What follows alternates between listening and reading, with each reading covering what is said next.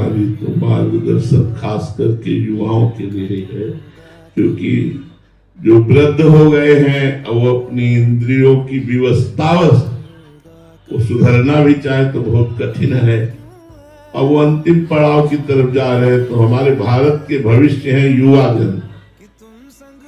अगर युवा भाई नशा करेंगे और व्यभिचार पराई स्त्री से करेंगे तो उनको चोरी और हिंसा, जुआ और छल कपट ये घसीट लेगा, और जिसके जीवन में ये है वो कूड़ा जीवन है, वो किसी काम का जीवन नहीं है। इसलिए हम टीचरों से, माता पिता से और आप जैसे समाज सेवियों से यही प्रार्थना करेंगे कि हमारे नवीन बच्चों को, जवान भाइयों को नशा से बचाओ, व्यभिचार से बचाओ, गंदी आदतों से बचाओ।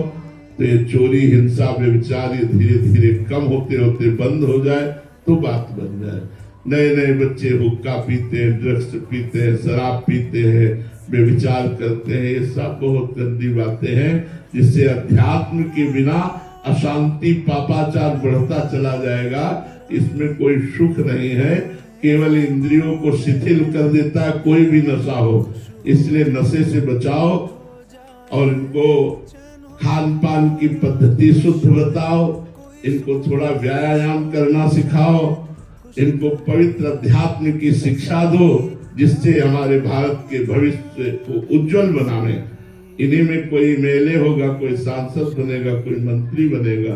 और जब ये व्यभिचारी और व्यसनी और घूसखोर होंगे तो हमारे समाज को शोषण करेंगे, पोषण थोड़ी करेंगे। गलत आचरण करने वाला यदि नेता बन जाए तो समाज का शोषण करता है, अगर धर्मात्मा पुरुष नेता बन जाए तो समाज का पोषण करता है।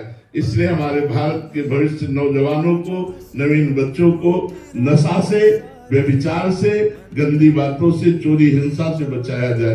देखो, जब बच्चे नशेबाज हो गए तो स्कूली बच्चे ही मोटरसाइकिल से जा रहे, माता बहनों की चैन खींच लिया, वो गिर पड़ी, मुहरा गिर पड़ी, उनको कोई फर्क नहीं, कोई दया नहीं है कि उसको कष्ट हो रहा, क्या हो रहा, चैन खींची, 40-50 हजार रुपए की बेची। ये हालत नौजवानों में बढ़ती चली जा रही। अपनी माँ से लड़ करके मांगते हैं रुपया दीजिए, अगर रुपया न दे तो माँ पर प्रहार कर देते हैं, यहाँ तक कि हत्या कर देते हैं। ये नवीन बच्चे अपने माता पिता को जहाँ भगवान मानना चाहिए वहाँ कठोर वचनों से बात करते हैं, ज्यादा बात करें तो प्रहार कर देते हैं, निष्कासित कर देते हैं। इसलिए जरूरी है